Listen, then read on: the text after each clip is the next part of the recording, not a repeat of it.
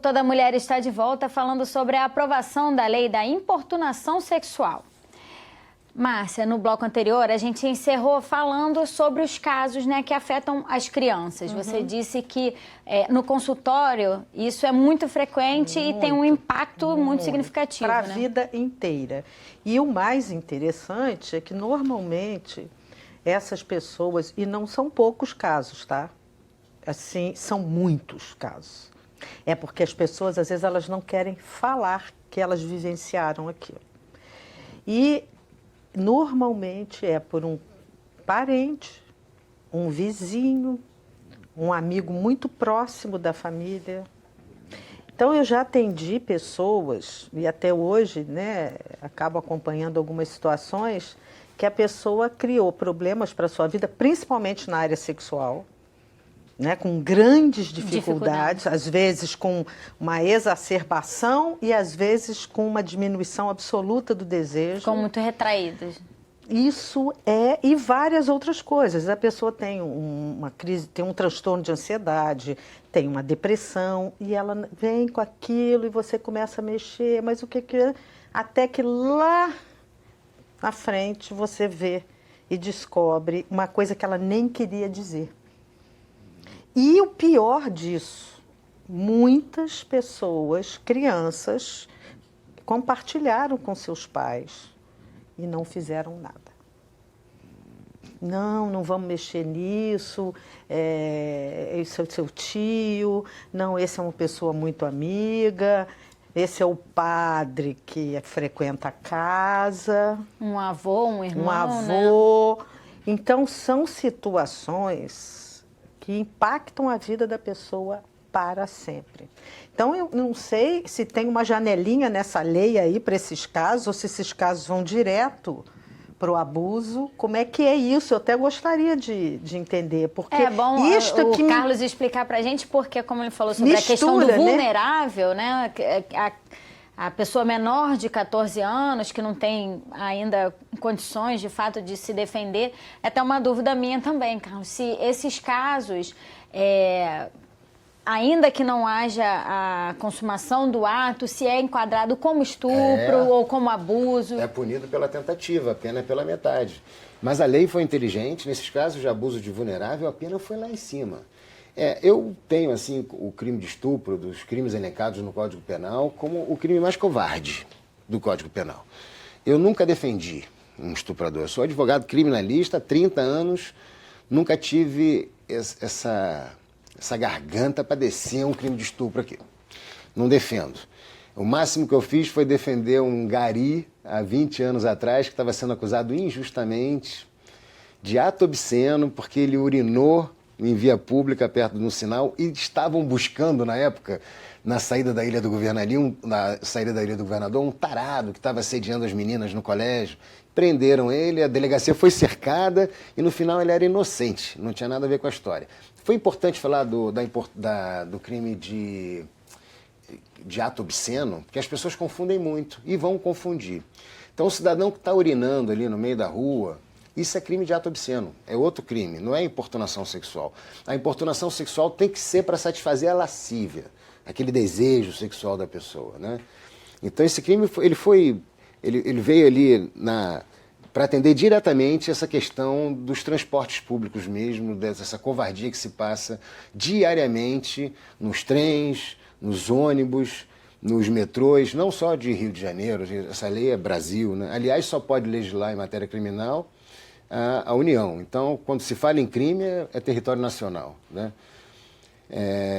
Bom, enfim, vamos continuar esse debate aqui. É importante a gente dizer também, um outro fator dessa lei, é que a importunação sexual não é mais só o ato físico, né? Uma cantada, entre aspas, mais agressiva, obscena, mais incisiva, né? Às vezes até muito afirmativa demais, com a mulher também pode ser punida a partir de agora, né? Porque a mulher também se sente aviltada, né, e coagida quando isso acontece. Eu acho que essas coisas, né, que a lei vem regulando aí, como você disse, não, é bem específico, essa lei da importunação sexual. Mas essa questão da sexualidade Ela, independente de ser abuso, de ser assédio, Pedofilia. de ser importunação sexual, eu acho que é tudo muito impactante para uma pessoa e para o seu desenvolvimento na vida. Agora, eu fico com uma preocupação.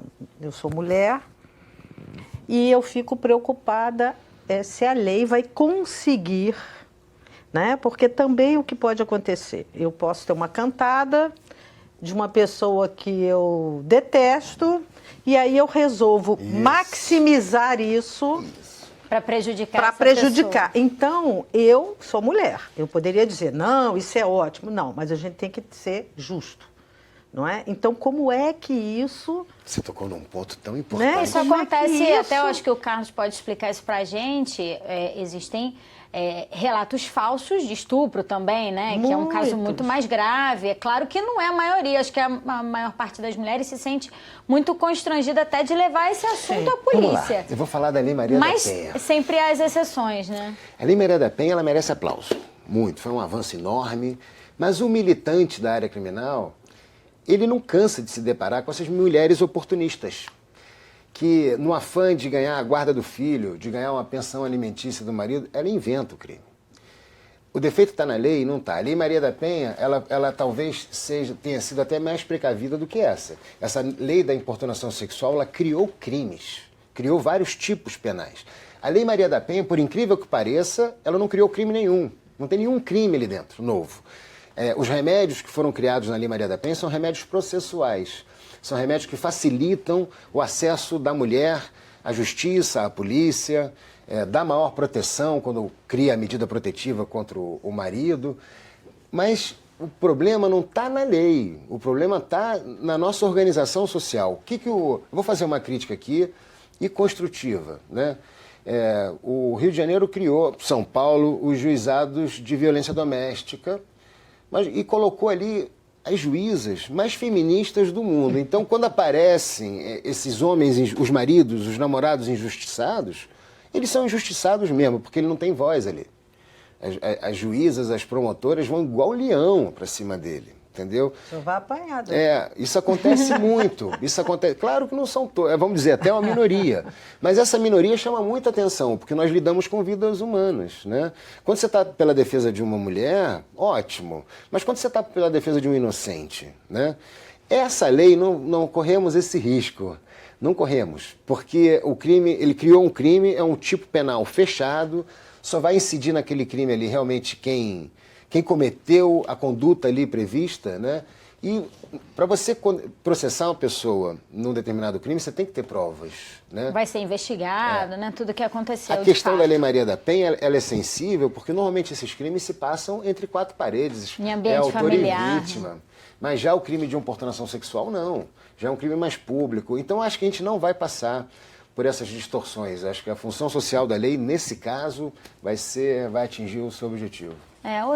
O senhor já chegou a citar aqui, outro avanço da lei foi o aumento da pena para os casos de estupro coletivo, né? A gente também teve, há pouco tempo, alguns anos atrás, aqui no Rio de Janeiro, um caso que foi muito debatido de uma jovem que também não estava nas suas condições perfeitas, né, de avaliação, tinha feito uso de algumas substâncias e foi levado por um grupo de homens para uma casa e foi violentada, sabe, durante mais de 2 dias, e isso ficou provado, alguns deles foram punidos, outros não, inclusive com esse outro crime que é a divulgação das cenas desse estupro. Então, na verdade, ela foi violentada muitas vezes. Exatamente. Né? E isso, se a gente diz que um caso específico já produz um trauma na vida da pessoa, imagina ter sido violentada dessa maneira, né? Isso é impactante, isso é adoecimento mesmo, necessita de tratamento.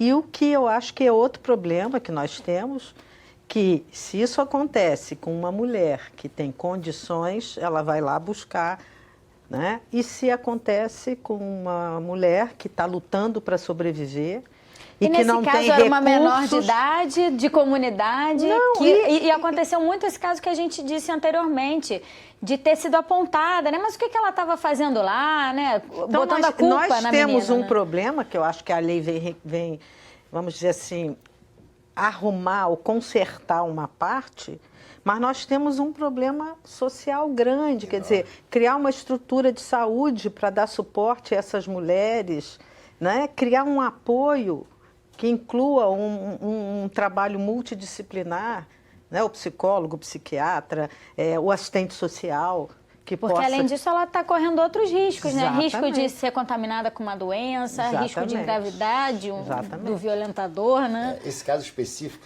que você se referiu, a menina acabou se mudando para a Bahia, né? E a sociedade andou perseguindo essa garota. Andou filmando, gravando a vida dela íntima, ela com os amigos, com as amigas, criticando, censurando nas redes sociais. Isso é um absurdo, isso é um pecado que fizeram com essa menina. Ela podia ser a maior prostituta do mundo, mas doparam essa garota e abusaram dela, entendeu? E essa lei vem para atender isso. Não precisa de 28 pessoas, 30 não, bastam 2. Bastam 2, já é estupro coletivo. Isso aí é um absurdo. A lei, na minha opinião, eu acho que a punição tinha que ser em dobro. E deixa eu te perguntar uma coisa também, Carlos. Na sua avaliação, até porque nosso tempo está acabando e é importante a gente fazer essa análise. Você acha que esse aumento das penas, essa tipificação, vai ajudar a diminuir a ocorrência desses casos? Acho que a gente vai passar 1 mês, 2, 3 de experiência, vão começar a ser presos um aqui, um ali, e na hora que o cidadão chegar na delegacia e ver que não é mais aquela contravenção penal, porque você inclusive havia me perguntado que crime que respondia, eu tinha esquecido da contravenção penal. Até o crime de importunação sexual, o agente do crime respondia pela lei de contravenções penais, que são crimes, infrações de pequena monta, né? A pena era de multa. Lembra daquela moeda conto de réis? É o que está previsto na lei de contravenções penais. Olha o tempo da lei. Tão antigo. Multa de contos de réis, 5.000 contos de réis. Quer dizer, um absurdo. Agora não. Agora é cadeia. Então o que vai acontecer? Em 2, 3 meses, na hora que o cidadão começar a contar para a família, para o amigo, fui condenado, suspendi o processo, não posso mais bobear. Esse cidadão que suspende o processo, ele fica 5 anos com essa sombra na vida dele. Ele vai beber num bar, ele fica com medo de criar, ele não responde mais se provocarem ele, porque ele já está com o processo suspenso. Então, isso ajuda, é eficaz. Eu acho que veio para atender. Olha, a gente não chega no meio do ano que vem sem você ter mudado esse panorama por completo. Reduzido esses casos. Invadiam os vagões privativos de mulheres, os homens não estavam nem aí. Continuam invadindo, né? Mas vamos esperar que isso melhore. Agora isso acaba, tenho certeza. Bom, gente, infelizmente nosso programa está acabando. Queria agradecer mais uma vez, Carlos, sua presença. Márcia também, muito obrigada por terem vindo à TV Alerj. Obrigado. E se você quiser rever esse programa, acesse www.alerj.rj.gov.br. O Toda Mulher fica por aqui. Até a próxima. TV Alerj, o canal do povo fluminense.